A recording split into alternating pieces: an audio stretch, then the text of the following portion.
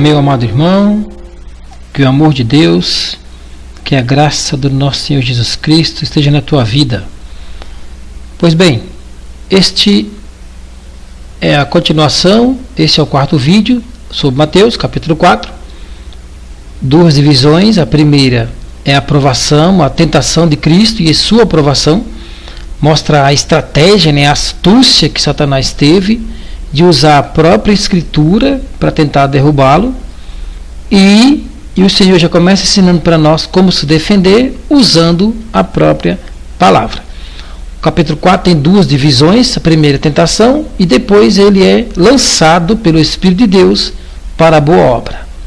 Pois bem, este é o Evangelho de Mateus, este é o capítulo 4, a tentação de Cristo, o ministério de Cristo se inicia.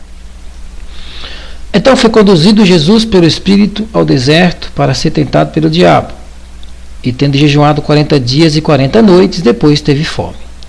Chegando-se a ele o tentador, disse: Se tu és o Filho de Deus, manda que estas pedras se tornem em pães. Ele, porém, respondendo, disse: Está escrito, nem só de pão viverá o homem, mas de toda a palavra que sai da boca de Deus. Então o diabo o transportou à cidade santa e colocou-o sobre o pináculo do templo. E disse-lhe: Se tu és o Filho de Deus, lança-te de aqui abaixo, porque está escrito, que aos seus anjos dará ordens a teu respeito, e tomar-te-ão nas mãos, para que nunca tropeces em alguma pedra. Disse-lhe Jesus: Também está escrito, não tentarás o Senhor teu Deus. Pois bem, a primeira coisa que a gente vai aprender é que um homem de Deus, para exercer a boa obra, para exercer a obra de Deus, ele primeiro vai ter que ser levado a uma tentação, a uma provação. Ou seja, Deus não vai dar um ministério a ninguém sem antes essa pessoa ser colocado à prova. Há um engodo religioso, um engodo teológico pregado aí afora, de que Deus vai dar isso, Deus vai prometer aquilo, Deus vai te abençoar, tornar-te grande. Pode ser. Mas antes mesmo de você chegar a isso, antes do Senhor realmente te dar uma igreja para pastorear, um ministério profético ou evangelístico, ou até de doutor da palavra, primeiro você vai ser levado ao deserto, vai ser provado, e se aprovado, aí sim o Senhor vai te levar lá. Esta é uma regra no mundo espiritual. Nenhuma obra de Deus, se Deus realmente mandou aquela pessoa, ele terá que ser colocado à prova. Veja, para Satanás era uma tentação, com certeza, mas para o Espírito de Deus era colocar não exatamente a fidelidade de Cristo, porque quando Deus chama alguém para uma obra, ele já conhece o coração da pessoa, mas essa pessoa vai ter que provar para os demônios e para os anjos, para uma tão grande nuvem de testemunhas, conforme está em Hebreus, que essa pessoa é merecedora daquela obra. É interessante que Tiago 1, do 12 ao 13, diz que todo aquele que é tentado por Satanás e provado por Deus, sendo aprovado, ele ficará feliz. Então todos terão que passar por isso. E mais interessante que a aprovação ou a tentação de Cristo, ele só provou que nós também somos capazes de vencer isso dali.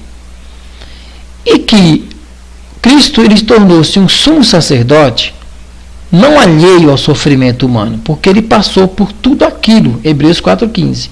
Porque não temos um sumo sacerdote que não conhece nossas dores. Por isso, ele age tão bem como mediador, porque ele esteve aqui e provou tudo isso.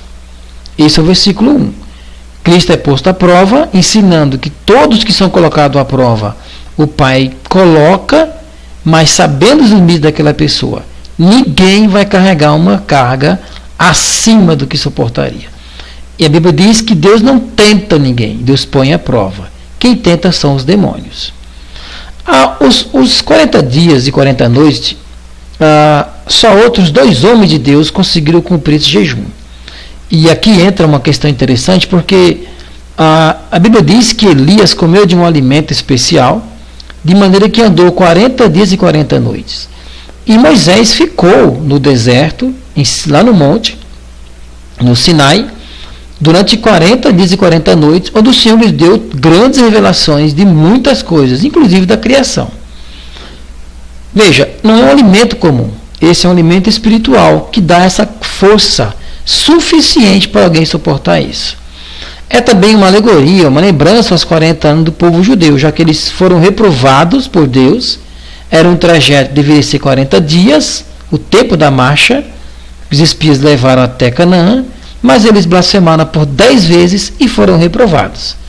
A medida de Deus, o cálice do Senhor, o tempo do castigo. Veja, Satanás faz o papel perfeito, as pessoas elas ficam irritadas, né? Nossa, o diabo também só tenta, mas esse é o papel dele. O papel dele é tentar. Ele é um servo, de uma certa forma, ele é uma ferramenta nas mãos de Deus, e não se assuste com isso. Ele é um servo não ungido de Deus. Ele é um instrumento que faz muito bem o seu papel. Então ele passa praticamente com seus comparsas o dia inteiro, anotando, registrando o que fazemos de errado, e depois comparece diante do Pai e vai se queixar. Apocalipse 12:9, o acusador, e o 4:16, o autor dos Hebreus diz que nós entremos com misericórdia diante do trono da graça. Como? Em oração. Para no momento certo ter misericórdia ou alcançar misericórdia. Então ele faz papel muito bem de um tentador. O mais interessante é que ele usa as escrituras. Isso é uma estratégia terrível. É a chamada meia-verdade. O que é isso? A meia-verdade é a pessoa pegar as escrituras com uma mentira embutida, e ele usa a própria Bíblia para distorcer e criar a sua falsa ou o seu falso ensino. Satanás ele tentou usar as escrituras para derrubar a Cristo. Quando ele fala nem só de pão viverá o homem, é um texto de Deuteronômio 8:3. Cristo se defende usando as escrituras. Ele ataca com a Bíblia, Cristo defende com a própria Bíblia. Veja que ele cita até o Salmo 91, porque diz que todos eles, o Salmo 91, versículo do 11 ao 12, diz que mandará os seus anjos para socorrer. É interessante que ele usa esse argumento e Cristo devolve com o mesmo argumento. Veja a importância de nós conhecermos as Escrituras para não cairmos nas lábias dos camaradas que os próprios demônios usam para levar multidões à perdição. Observe que Cristo ele tinha poder de fazer milagres, mas ele não exerceu essa arrogância. Não tentarás o Senhor. Ou seja, não é porque eu sou o Cristo que eu ficarei fazendo milagres à torta e à direita só para satisfazer os seus desejos. Outra resposta. Aí ele usa uma estratégia que derrubou muitos homens de Deus e ainda derruba hoje. Ele oferece poder, cargo e riqueza. Ezequiel 28, a partir do 14, diz que na multidão do teu comércio, tu se corrompeu. Essa é uma estratégia que, inclusive, é um tema que nós cuidamos de tratar com muito cuidado no livro sobre a criação. Logo, logo ele está aí pronto, né, nas nossas mãos, se o Senhor assim permitir. Então, no seu comércio, ele derrubou muitos homens de Deus, e ainda derruba. Mas com Cristo, ele não teve sucesso. Observe que quando ele transporta, quando ele leva Cristo, tudo isso te darei se apenas me adorar. Cristo dá uma ordem, vai-te aqui, é aprovado, e imediatamente os anjos o serviram. Ele usa uma estratégia malandra porque na verdade ele não tem nada. O Salmo 19, o versículo 1 e o 24:1 são dois salmos que diz de toda a plenitude do Senhor e a terra e a sua plenitude e tudo que há nele. Satanás ele não é dono de nada mesmo, de nada. Ele é sim cabeça de um sistema podre, tanto na política como no financeiro, educação, todo esse sistema podre, tudo que envolve mentira e engano, ele é o pai, ele é o cabeça. Paulo diz muito bem porque Paulo dominou esse tema e era odiado pelos demônios. Ele usa outra profecia do Salmo 2, o 7 e o 8, principalmente ele fala, no Salmo ele fala, tu és meu filho, hoje eu te gerei, pede-me, e te darei as nações por herança. É interessante que ele usa mais uma vez essa sutil, e Cristo, mais uma vez, demonstra o seu conhecimento profundo.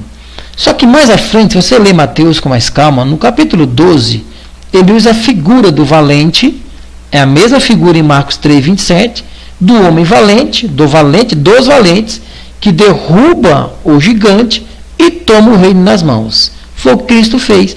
Tanto que a primeira frase dele foi: todo o poder é-me dado no céu e na terra. Mateus 28, 18.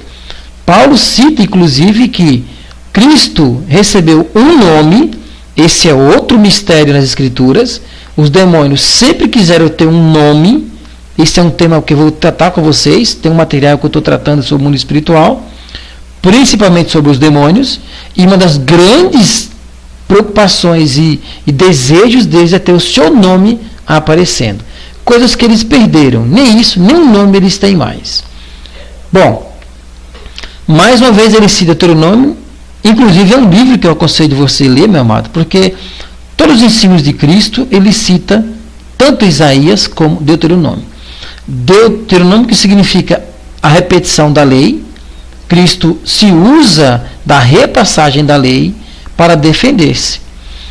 Observe que João 6, do 14 ao 15, quando as pessoas viram Cristo multiplicar os pães, a primeira coisa que eles falaram foi o seguinte: esse é o profeta que havia de vir. Cristo, percebendo que aqueles homens queriam agora alguém que os sustentasse na sua mordomia, Cristo se retirou e foi para o monte. Veja que é uma coisa que derruba tanto o homem de Deus, porque Deus o levanta, coloca em evidência, e ele, quando se vê ao redor de glória e fama, infelizmente essa pessoa cede a esses prazeres. Cristo provou mais uma vez que não é assim que funciona. Ser tentado, passar por uma tentação, ser colocado à prova, é uma regra do mundo espiritual. Ninguém está livre disso. Ninguém mesmo. Todo homem de Deus, toda mulher de Deus, quando ele está sofrendo com essas coisas, principalmente quando o ataque é dos demônios, porque há tentações que é do próprio engodo, a pessoa ela deixa ser levado àquilo, ela não foge daquela tentação, então ela cai. Mas há ofertas e há oferendas e armadilhas que são criadas pelos demônios. Então qual é o primeiro passo para alguém vencer isso? A pessoa primeiro deve assumir com quem está lidando. Esse é um erro da igreja de hoje. As pessoas lidam contra tudo, contra a ausência dos irmãos, contra um grupo que não deu certo, contra a contenda na igreja, contra doenças, mas ele esquece que o maior inimigo da igreja são os demônios. Paulo levou mais de 17 anos para entender isso. Se você estudar um pouco, e um dia eu também vou dar um estudo sobre isso, Paulo ele teve 3 etapas da sua vida. A última etapa, ele finalmente entendeu que os inimigos não eram os apóstolos, não era a própria igreja, não eram os doutores e filósofos, mas sim os demônios. Aí ele teve grande sucesso no seu ministério. É fundamental que você tenha, que manuseie e aplique as escrituras. Quando Cristo fala, vós estáis limpos pela minha palavra, é uma regra. Se a pessoa não usar as escrituras, não tiver domínio sobre isso, ela vai cair. Porque o povo perece, Oséias 4:6, porque não conhece a palavra. É uma barreira espiritual para as pessoas estudar as escrituras. Você vê um culto de domingo, quando alguém vai louvar, a igreja lota, enche, mas quando é um culto de estudo, de ensinamento, não tem 10%. E isso gera crentes fracos e, infelizmente, meninos espirituais por anos e anos dentro de uma igreja. É preciso que memorize a palavra. Tiago diz que nós temos que gravar essa palavra na alma, porque é ela que vai levar a vida eterna. Essa palavra enxertada em nossa alma tem que ser memorizada.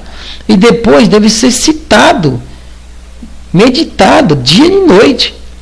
É um dos princípios bíblicos que ele fala que a palavra está na tua boca, então medita. De dia e de noite. É uma ordem de Deus para Josué. Josué quer ser próspero? Medita nesta palavra de dia e de noite. Salmo 1:2 diz que é bem-aventurado o varão que medita na sua lei, na lei do Senhor. O Salmo 119, quando ele diz, a tua palavra eu escondi no meu coração para não pecar contra ti. Então é uma regra. Memorize essa palavra. E, inclusive, você vai ter facilidade até para pregar para alguém, ministrar para alguém. Você tendo domínio disso, tendo ela memorizada, principalmente os textos mais utilizados, vai ficar mais fácil. Agora, existem alguns passos, por exemplo, o Espírito de Deus ele nos impulsiona a obedecer a palavra. Ele nos impulsiona, então nós temos que obedecer isso. Observe que em Romanos capítulo 8, a partir do 12, ele diz que quem é do Espírito, é um capítulo interessante, muito pregado por nós, ele tende a seguir a ordem do Espírito. Mas quem vive na carne, na matéria carnal, só entende as coisas da carne e tende a cair nas armadilhas da carne velha. Gálatas 5, a partir do 17, diz que há uma guerra espiritual, uma guerra entre carne e espírito. Quem vai vencer? Quem estiver mais preparado. O pecado ele tem uma trilha, um rastro, como se fosse um rastro de cobra. Parece uma piada, mas é verdade, já que os demônios são simbolicamente representados nas escrituras como cobras, como dragões, mas o mais comum é cobra. E, inclusive, pessoas atormentadas por demônios têm sonhos repetidos com cobras. Isso é outro assunto que a gente vai falar em outro momento. Então, tem uma trilha, qual é? Os demônios sopram no pensamento da pessoa e esse pensamento vira um desejo. E se a pessoa não repreender isso ali, não fugir, vai conceber e vai virar a morte. É uma trilha. Mas como se vence uma tentação? Como se liberta? Eu estive num estudo recentemente e gerou uma pergunta lá. Por exemplo, João 8,32 diz que conhecereis a verdade vos libertará. A verdade é a palavra. Essa é um fundamento bíblico. É a palavra. Então, e quando que a palavra não liberta? Aí nós tivemos tantas respostas, mas a resposta é tão simples. Veja, quando que a palavra de Deus não liberta uma pessoa? Quando que ela não é suficiente para libertar? Aí nós temos várias coisas. Não estudou, não fez curso, não aprendeu a palavra. Pode ser. Tudo isso. Mas existe uma coisa, que se a pessoa não aplicar, ele pode ser doutor, ter vários títulos, ter várias formações. Olha o conselho de Cristo. Todo esse espaço lá em cima, se a pessoa não pôr isso em prática, Mateus 26, 40, 41. Pedro, você não consegue orar 1 hora por dia comigo? Vigiar 1 hora? Ou seja, a pessoa quer liderar um grupo de louvor, de crianças, um pastor, e não consegue orar 1 hora por dia? Passar 1 hora com Cristo? Sinto muito, mas está sujeito a cair. No 41 ele dá um conselho: vigiai e orai. Porque o espírito está pronto, veio de Deus, mas a carne é fraca. Lucas 18:1, na parábola do juiz iníquo, com aquela viúva, o conselho o dever, não é obrigação, de orar sem cessar. Romanos 12:12, perseverai na oração. Perseverai. Insista na oração, não pode abaixar. Efésios 6:18, cobrindo essa armadura com orações e súplicas. Então, sem oração, não há libertação, sem passatempo com o próprio libertador. Você pode conhecer a Bíblia, memorizar versículos, fazer cursos, aprender um instrumento, ser pastor de uma igreja. Se você não decide passar tempo com o libertador, com a própria palavra, que é o próprio Cristo, não tem como vencer. Não tem como vencer. Vai cair. Por quê, irmãos? Porque a oração muda o homem por dentro.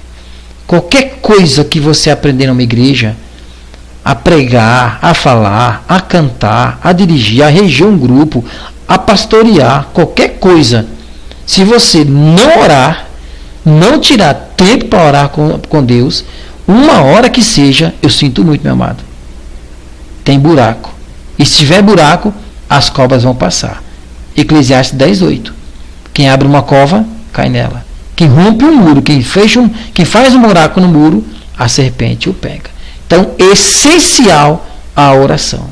Sem oração não se vence tentação, seja ela para a vida sexual, seja para a vida financeira, seja ela até mesmo o controle da própria língua, até mesmo o domínio de si próprio. Sem oração, a oração, ela quebra isso, queima por dentro.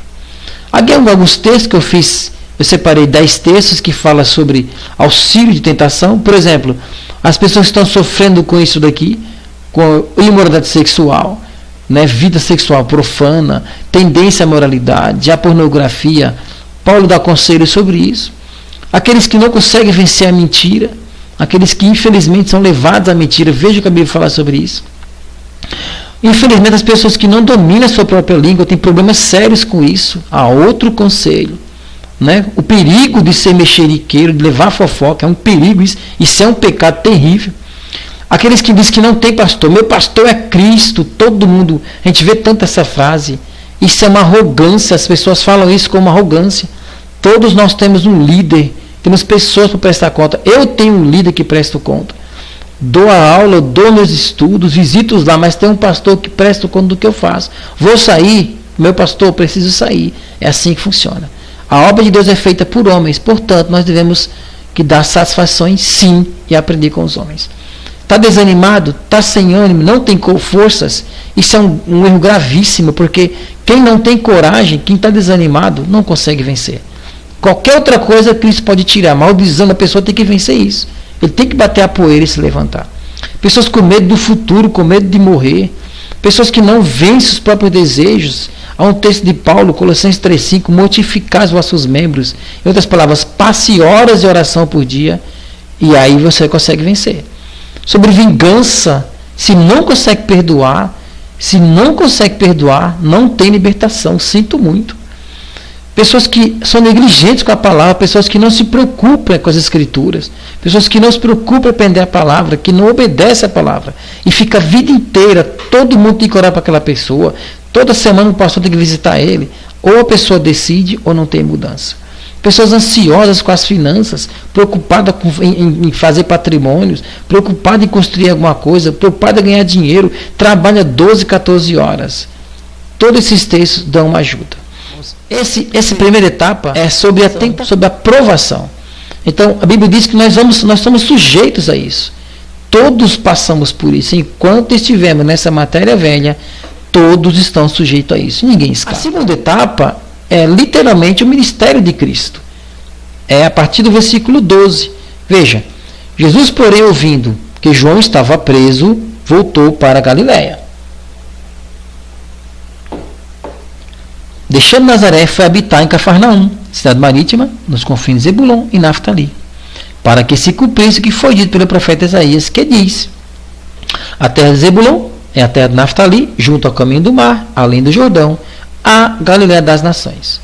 O povo que estava assentado em trevas viu uma grande luz, e aos que estavam assentados na região e sombra da morte, a luz raiou.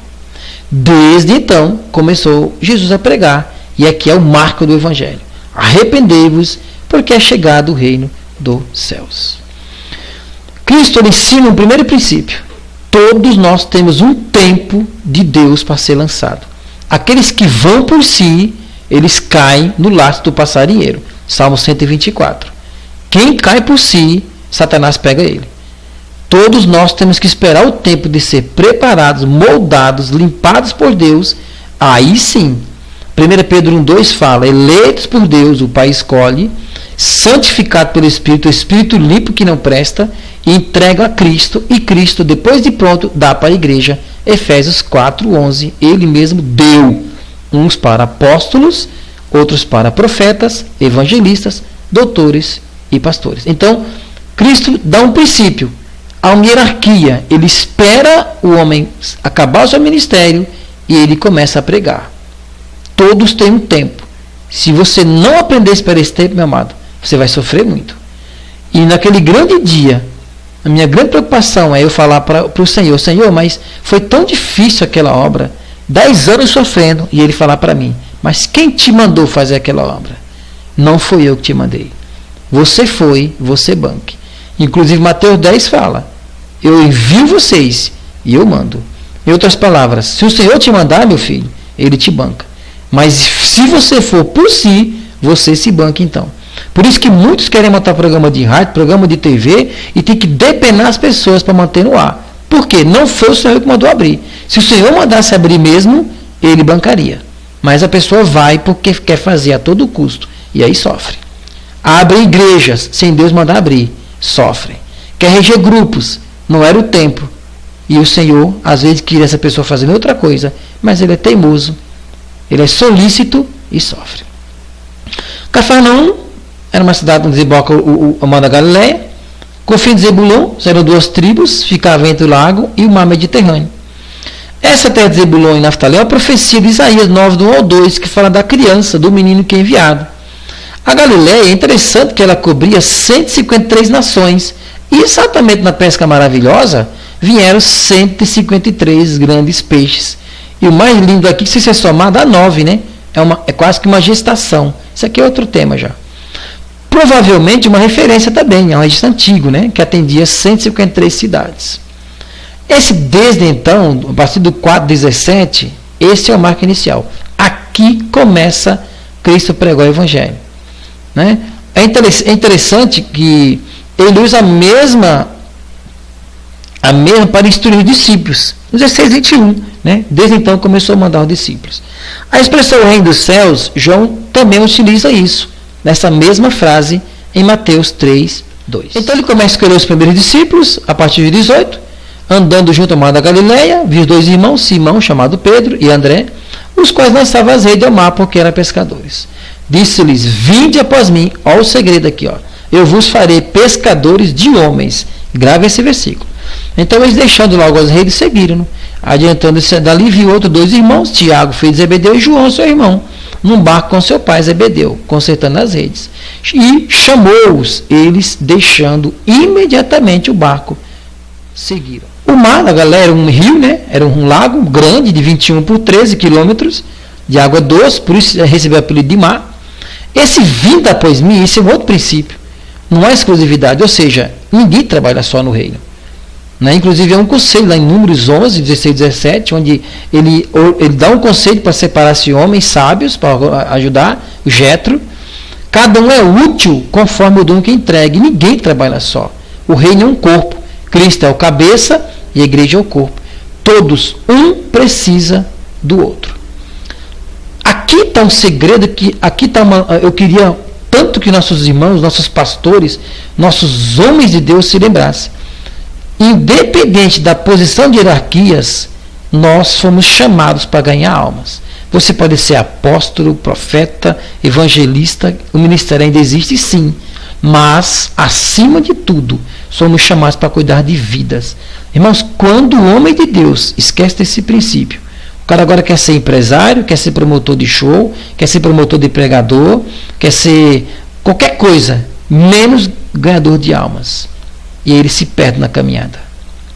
Chega o final do ano, o cara faz conta de tudo, mas ninguém fez conta de quantas almas, quantos discípulos formou naquele ano.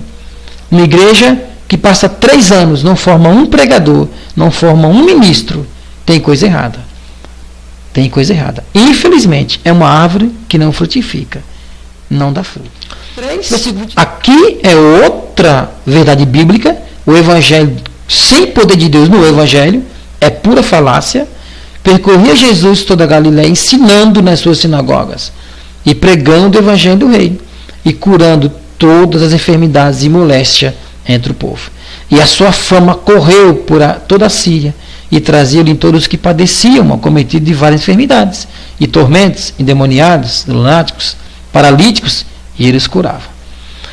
Observe que tem uma diferença entre endemoniados e lunáticos, né? Possessos por demônios, mas aqueles que sofrem de doenças na cabeça, que não são possessos, mas estão sofrendo com demônios alojados no centro da cabeça. Como, por exemplo, os epiléticos, como, por exemplo, os que têm epilepsia, convulsões, é um desses exemplos. E os que têm doenças graves no cérebro, que é o que mais se vê nos dias de hoje, infelizmente. E uma grande multidão ia atrás dele. Por quê? O poder de Deus o acompanhava. Aquele Cristo ensina 5 características de um homem de Deus. Primeiro, ele dominava as escrituras, por isso venceu Satanás.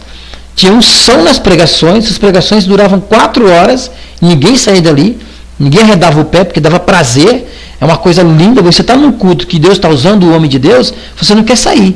Mas você está num culto que o cara está enchendo linguiça, como diz o ditado, você quer mais é correr dali. Misericórdia. É cheio do poder de Deus, a presença de Deus está na vida dele, ele ama as almas, tem misericórdia pelas almas, tem amor pelas vidas, amor pelo próximo. Mas, acima de tudo, com todos os dons, ele pode ter os 9 dons, ele vai manter-se simples e humilde. Sempre vai ouvir para aprender, mesmo sabendo do tema. Ele vai ouvir o irmãozinho simples, o pregador simples, ele vai ouvir com toda a simplicidade. Essa é a prova que é o homem de Deus. Sempre simples, cheio de Deus. É uma árvore frutífera, pesada, cheia de frutos, por isso é um trigo. Mas o joio é sempre empinado, sempre arrogante. O camarada não dá fruto nenhum, não dá nada para o reino, mas é arrogante e empinado. É o espinho, matagal, pontiagudo. A Síria era uma província na época, né? Israel fazia parte da província romana da Síria. Por isso que ele cita a Síria em vários casos. É interessante que não tinha comunicação alguma, mas se divulgou, né? Se divulgou. 12 homens sem nenhuma comunicação ganhou o mundo. Porque os sinais e os prodígios eram chamariz. Então, aquilo o povo ia atrás deles. Chegando lá, eles pregavam a palavra genuína. Decápolis, 10 cidades, Marcos 5:20. 4 pontos para terminar esse capítulo.